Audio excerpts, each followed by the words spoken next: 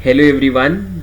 Today in this lecture we will be taking another problem related to the engine force analysis. As in the previous two lectures we have solved two different numericals based on the engine force analysis, and we have tried to solve various concepts related to the engine force analysis. So continuing with our unit 2, that is dynamic force analysis, today I will be taking another problem with a very effective concept related to engine force analysis. So let's start. So in this particular question we have a different concept, but it is also as easy as we have done the previous two. So let's start. Make it let's make it a big larger. So we have a vertical and a double acting steam engine. The connecting rod is 4.5 times the crank. What does it mean? It means that small n is given.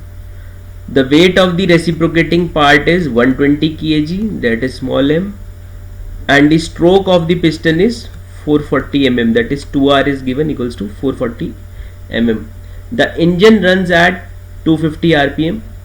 The speed of engine in rpm is given. We will convert it into angular velocity. If given that if the net load on the piston due to steam pressure is 25 kilonewton, that means directly the steam pressure is given, we can say as it is given in Newton, so it is the pressure force. When the crank has turned to an angle of 120 degree, theta is given from top dead center. So what we need to determine: first, thrust on the connecting rod; second, pressure on slide bars; third, tangential force on the crank pin; fourth, thrust on the bearings; then turning moment on the crank shaft. So let's see that since L by R is given in the question, as I have been repeatedly saying that in all the numerical parts, what we will do is, first we will see what all the parameters or all the values that are given. Then we will identify all the formulas related to the problem, and then finally we will correlate them to solve the numerical. So in this particular numerical we are given with the ratio of connecting rod to the crank, that is small n is given directly, this is 4.5. Then 120 kg is the mass. Stroke length ls is given, that is 440 mm. Therefore we know that stroke length is twice the crank radius, so r can be calculated as ls by 2, that is 440 by 2, it comes out to be 220 mm. It comes out to be 220 mm. Then rpm 250 rpm, capital N is given, pressure force is given 25 kilonewton, crank angle is 120 degree. Now for omega, n is given, it is 2 pi n by 60, 2 pi into 250 by 60, it is 26.18. Then similarly, as we have been doing in the other numericals, as we have done in the previous two numericals, first we will try to identify and calculate the basic requirements. So omega is done. Then for beta, we know that sin beta is sin theta upon n. This formula we have been using again and again. So theta is the crank angle 120 degree given, small n is 4.5, so sin beta is 0.1925. Therefore beta comes out to be 11.1. So all these calculations are being made with the help of the scientific calculator. So you need to cross verify all these values so that you can make your own effective solutions. Now very first we need to calculate the thrust in the connecting rod.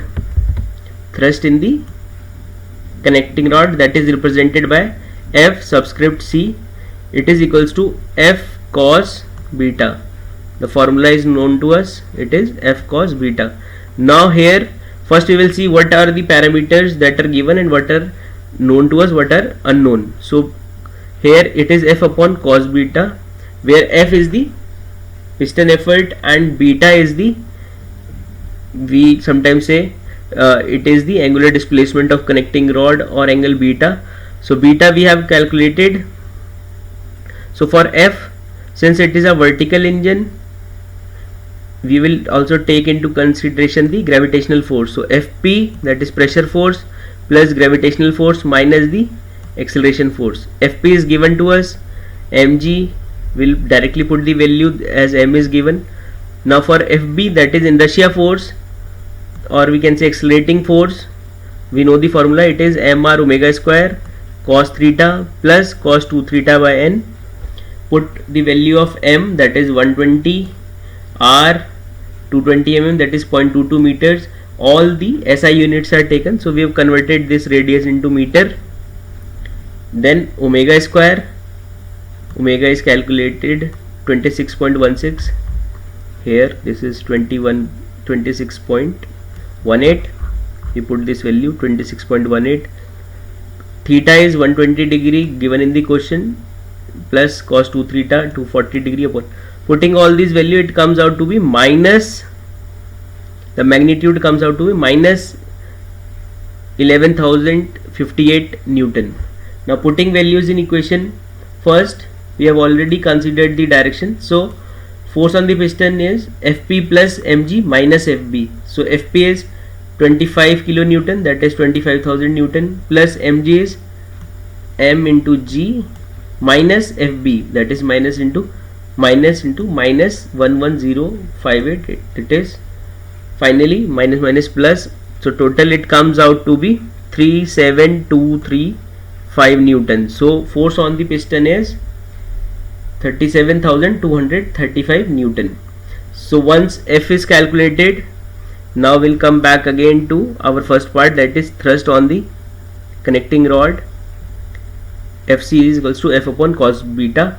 Now F is known to us, cos beta is known to us. Put the value, we'll get directly value of thrust in the connecting rod as 37,945 Newton. Second is pressures on slide bars. This pressure on slide bars is taken as we have considered here as pressure force on slide bars, which is the Fn, and the formula is equals to F into 10 beta. Put these value, we will get it equals to 7305